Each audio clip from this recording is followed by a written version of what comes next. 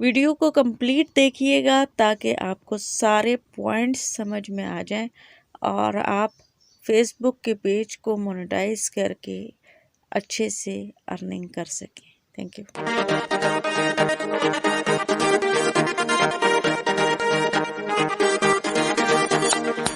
My YouTube family, मैं हूँ ज़ीके और मैं आई हूँ एक नई वीडियो के साथ। बहुत सारे लोग मुझसे ये पूछते हैं कि मैम फेसबुक से पैसे कैसे कमाए जा सकते हैं। तो फेसबुक से पैसे कमाने का टू बी ऑनेस्ट मुझे भी नहीं मालूम था।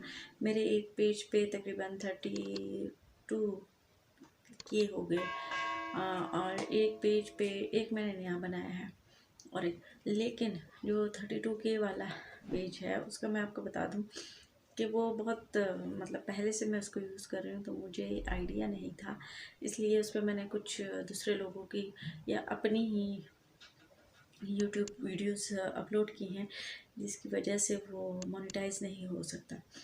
अभी आगे